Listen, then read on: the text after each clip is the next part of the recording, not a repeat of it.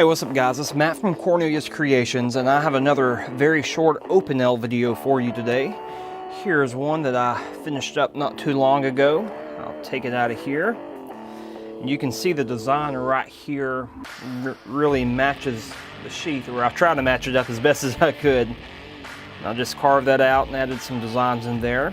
And then on the blade, of course, it has a light patina on it right here. And let me get closer here where you can see it.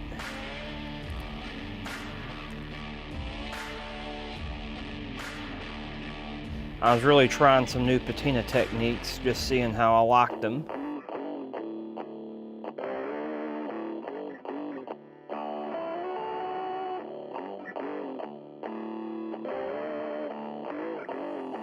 I know this video is short and sweet, and I should have a lot more videos like this coming out apart from my tutorials. I do so many of these that I do not have the time or resources to film myself making these.